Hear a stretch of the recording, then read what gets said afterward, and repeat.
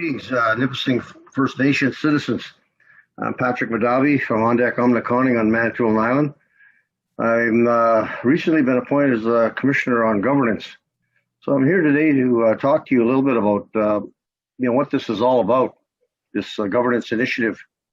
And what I want to say first off is that we tend to overcomplicate everything, and we're dealing with government agencies and that we have to use a lot of the technical language.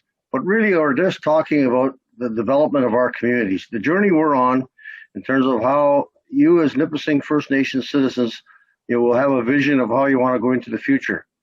This agreement is not unlike any other agreements that our First Nations signed. It deals with issues surrounding band support in 4 areas. I'll just mention them very briefly, and I'm sure you'll get more detail on them. But they're about election reform, language and culture, citizenship, and management and finances.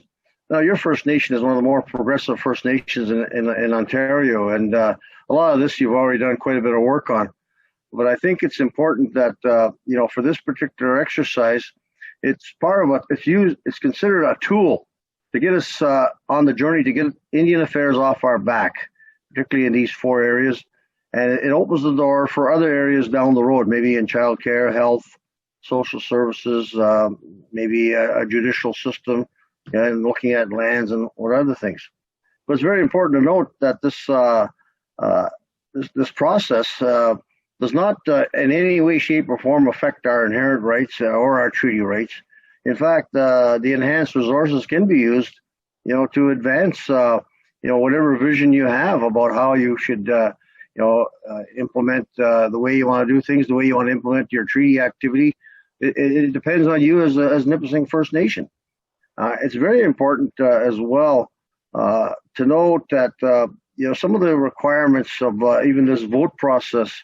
Once this thing is ratified by communities, that'll be the last time that will have to be directed by an outside government like Indian Affairs about our voting thresholds. It'll be up to Nipissing to decide what their historical patterns of voting are, and not have to rely on the way the government is indicating how this vote process takes place. I also, of particular note, want to mention the fact that we're in very challenging times with this COVID, and it's created a major deficit in the country, both federally and provincially. But the federal government, in particular, is edging close to $400 billion. That's billion with a B in its deficit. So I'm really concerned that First Nations that do not get involved with this process will remain at status quo, and very little movement or growth will happen because of limited resources. There'll be no room for new initiatives, and we're already underfunded and have been underfunded for many, many years. And this agreement gives us enhanced funding that is closer to what it really costs to run a community.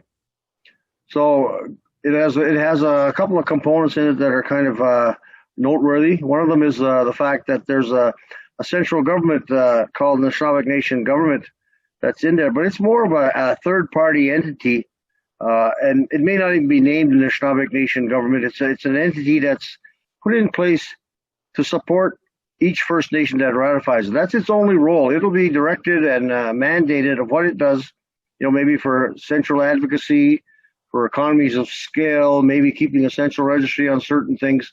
Whatever the First Nations that ratify this agreement tell it to do, it's solely there for the support of each of your communities that ratify this thing. And it has its own budget. It doesn't take any money away from any First Nation. Depending on the number of communities that ratify the agreement, it gets allocated a certain budget. The other important aspect that I want to mention is there's an intergovernmental forum that's part of this tool we have to move forward here. And this intergovernmental forum is really just access to all levels of government, from the Prime Minister and his cabinet. Presently, we get very little access. We meet with maybe the Minister of Indian Affairs. The odd time you might meet the Health Minister.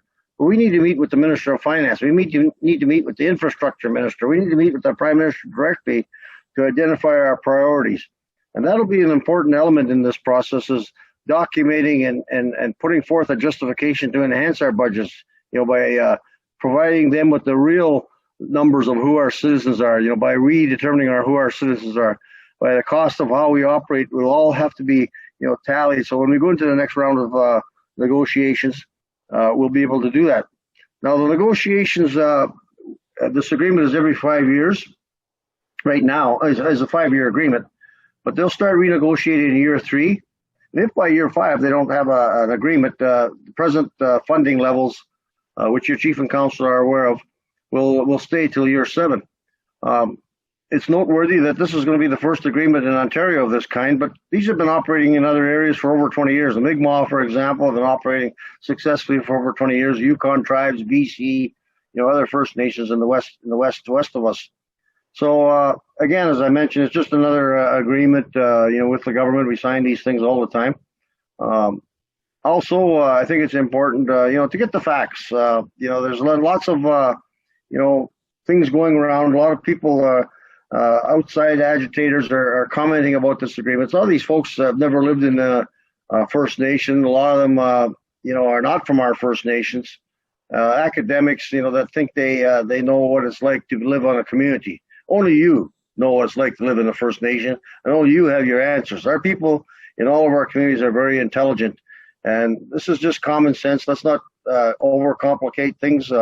It's good common sense and the skill sets of your people that will determine how Nipissing goes forward in the future using tools like this, which I really encourage you to adopt, going forward into the future. Miigwech, good luck, Nipissing.